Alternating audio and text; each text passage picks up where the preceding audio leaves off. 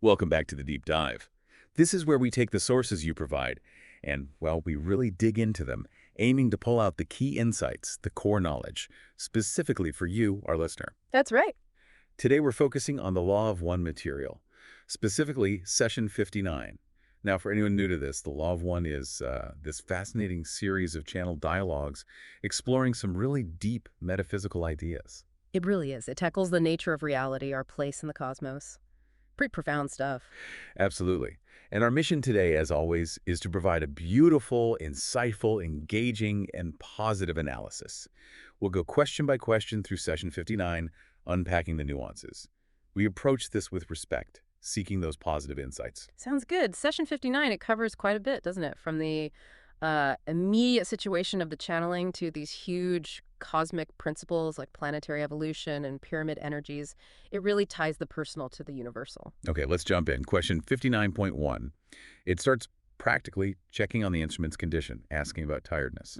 Ra's answer is pretty typical, isn't it? hmm They say the conditions, as stated before, but they draw a line at discussing tiredness, citing free will. Right. So what's the key takeaway there for you, especially thinking about our listeners? Well, it's Ra's unwavering consistency regarding free will. It's fundamental. Even on something seemingly minor like fatigue, they won't infringe. For you, the listener, it shows this deep respect for individual autonomy that permeates the law of one. Exactly. It reinforces the protocols they always followed, that careful boundary. Precisely. Okay, 59.2. The questioner, Jim, asked if changing his sitting position would give the instrument more protection. Ra's answer. Just no. Very direct. Very direct. What do you make of that brevity? Well, it suggests the protection isn't really about physical posture, right?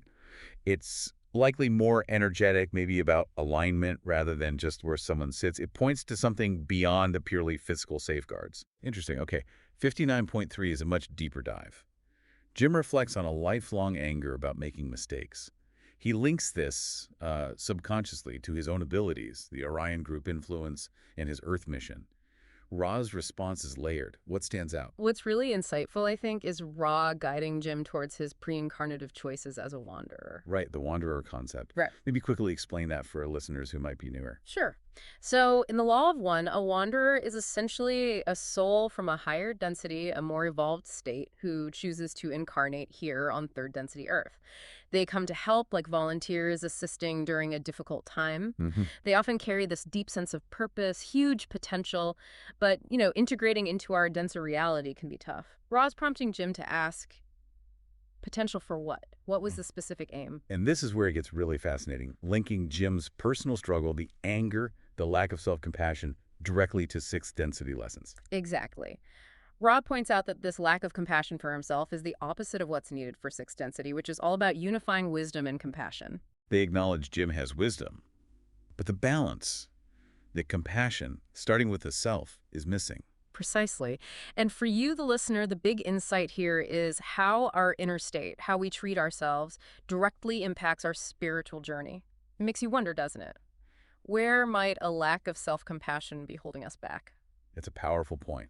Self-acceptance isn't just nice, it's integral to growth. Absolutely. It's key to reaching higher understanding. Okay, shifting gears completely with 59.4.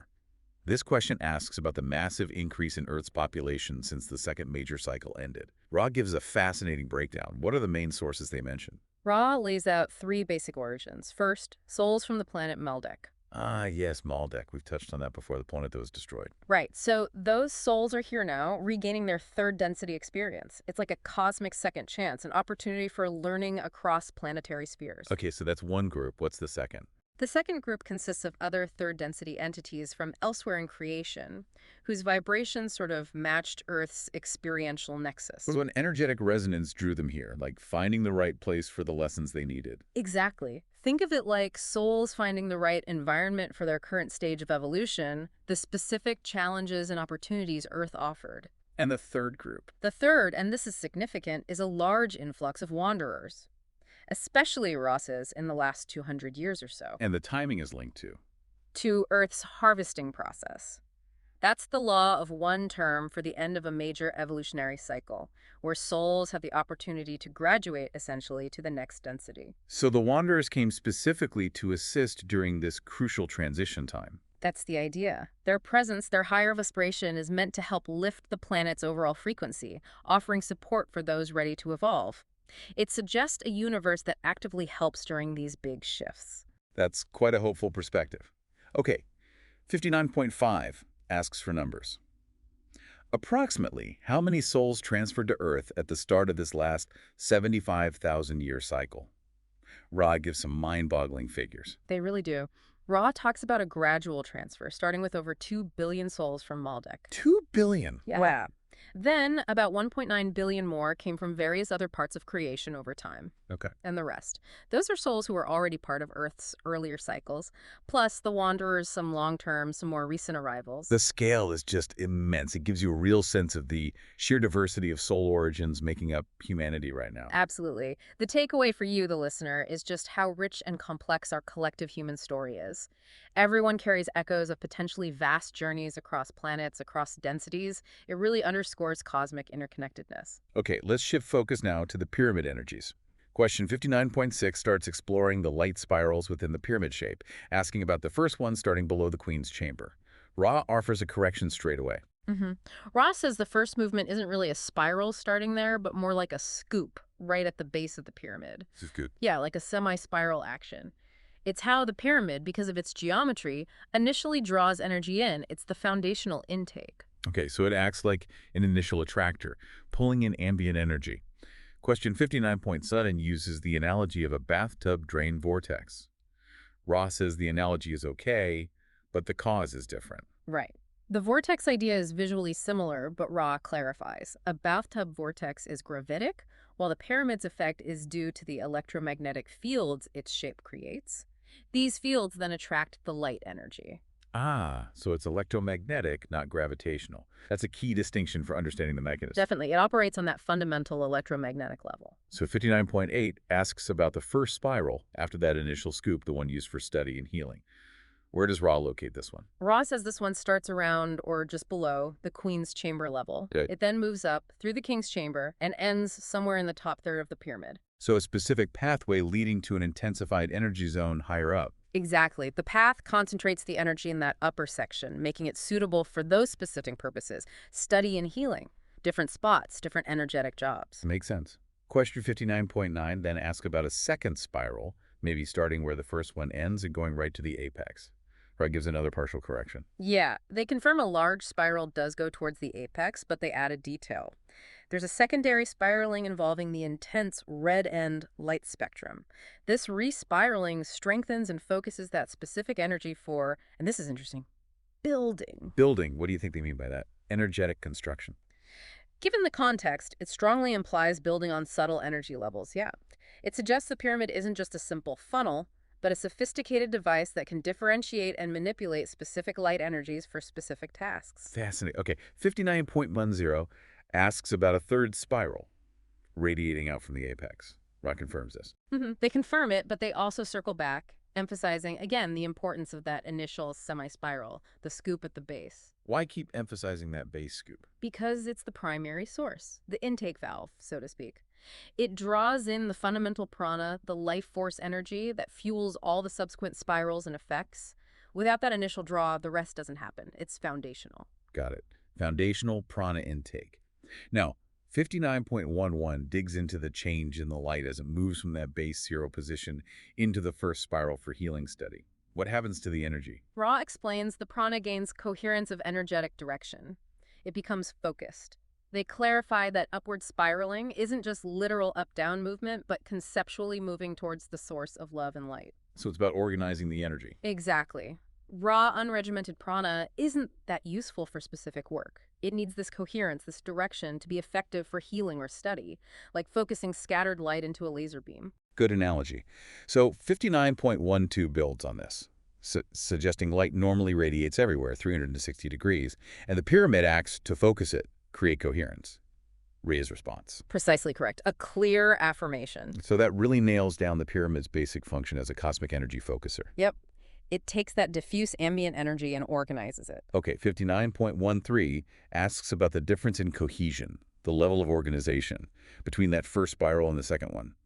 Ray points to a key moment. Right. They highlight that turning point at the zero position, the base scoop again.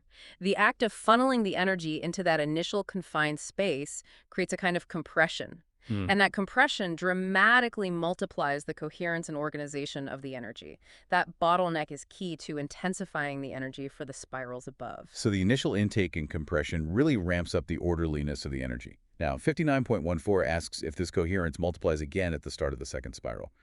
Ray's answer gets a bit more metaphysical here. It does. Ross says it's hard to explain in our terms. It's not just doubling the coherence, it's a transformation across dimensions, from space-time to time-space, shifting to time-space to space-time. Whoa. Okay, unpack that a bit. Well, it sounds complex, but essentially, the energy's properties fundamentally shift. It might look like diffusion from our view, but the shift allows it to perform interdimensional work, interact with realities beyond our normal perception. Interdimensional work enabled by a shift in the energy's space-time configuration.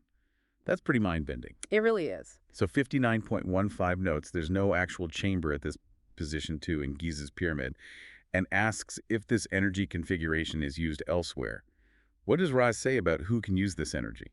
Ross states it's really only useful for very capable conductors beings with significant energetic mastery. It's not suitable for training regular third density folks like us because it's too intense and specialized. Right, so it highlights again the advanced nature of some period function. Definitely. It's a sophisticated tool. Okay, 59.16 wants to know what energizing means for that third spiral radiating out from the top. What are its effects? Ra says this outward spiral is full of directed positive prana. Putting something in its field gives it an energetic shock, stimulating its electromagnetic fields. For us, this can stimulate mind and body configurations. But there's a warning, right? Yes, a crucial one. Overexposure can be traumatizing. Its potent energy needs to be handled with care and respect. Good reminder. Potent stimulation, but requires caution. Now, 59.17 asks about other effects of the pyramid shape beyond these main spirals. Ra mentions a few more things. Yeah, several interesting ones. First, a specific resonating chamber position used for intense self-confrontation, a mental test, but Ra calls it powerful and dangerous. Okay, not for casual use then. What else? Vortices on the outer shell used by crystallized beings for healing invisible energy bodies, and then, almost as an aside, positions for perfect sleep and even age reversal. Age reversal. Even if Ra downplays it, that catches the ear. Doesn't it? Though Rad does say these last ones are not important in the grand scheme of spiritual growth. Still fascinating. So Yeah. 59.13 naturally asks, where is this age reversal spot? Ra gives specifics about 5 to 10 degrees above and below the queen's chamber level. They describe ovoid, egg-shaped energy fields on each face, extending about a quarter of the way into the pyramid. Ovoid fields. Okay. Then 59.19 asks for clarification on that description. Ra refines it and uses a really striking term. Ra confirms the location is approximately right and describes the shape more like a double teardrop extending into the face, maybe halfway towards the queen's chamber level above and below. And a key term, Ra calls this zone a prana vacuum. Prana vacuum, that's evocative. So 59.20 asks the big question. Why would a prana vacuum reverse aging? Ra connects aging directly to the effects of electromagnetic fields on us, on the mind-body-spirit complex. In this specific prana vacuum zone, Ra says there's no external energy input or disturbance. And crucially, your own electromagnetic fields aren't allowed their usual full sway. The vacuum effectively sucks away disturbances, suspending the entity, which halts or reverses aging. Wow. So it's about creating a zone of energetic neutrality that interrupts the electromagnetic processes linked to aging. That's a radical idea. It really is a totally different way of looking at aging. Okay, the next few questions get practical, shifting to Jim's personal pyramid project. 59.21 asks about its construction and alignment. What's Ra's assessment? Ra says it's built within good tolerances, so pretty well, but not perfect. The key advice is that alignment needs to be optimized for its specific resting place for best effect. Location matters. Right, so 59.22 asks if 20 degrees east of north is the right alignment. Ra says. Ra confirms that alignment would be efficacious, meaning effective. Okay, but then 59.23 brings up a potential conflict, because magnetic north was mentioned before. Ra clarifies this nuance. Yes, this is important. Ra explains it depends on the goal. For now, on Earth, this sphere now, magnetic north alignment gives a stronger, broader effect quantity-wide band. Okay. But the 20 degrees east of north alignment, that was suggested for beings with a specific true color green orientation. It gives a weaker, but maybe more helpful energy, more focused, quality narrow band. Ah, so it's about the desired effect and the person's energy. Exactly. Ra says the choice is theirs, depending on what they're seeking and their own energetic resonance. It's not one size fits all. That makes sense. Tailored alignment. Okay, the last big question, 59.24, let's ahead. Will the planet's axis eventually realign to that 20 degrees east of north to match the green vibration? Ra, sounds like the session is ending here. Yeah, you can feel it winding down. Ra says such a realignment is likely, but they can't speak in certainties about the future. They suggest Earth's physical matter will gradually be pulled into alignment with the denser, lighter energies of the The Logos. creative principle. Right. And then Ray notes this will likely be the last question because the instrument is getting tired. And sure enough, 59.25 is just a quick check on the instrument's comfort and the contact quality. Ray reassures them everything's fine, the difficulties aren't from lack of effort, and gives their usual closing. The familiar love and light blessing. A very gentle and appreciative sign-off. So looking back at session 59, Mm. wow, we covered a huge amount. Personal stuff like wanderer challenges, the vast origins of Earth's population, and then this incredibly detailed exploration of pyramid energy spirals, building, coherence, even that prana vacuum. It's dense, isn't it? What really strikes me is how layered it all is. Simple questions lead to these incredibly profound concepts about energy, consciousness, dimensions. Absolutely. And for you, the listener, maybe the provocative thought to leave with is this.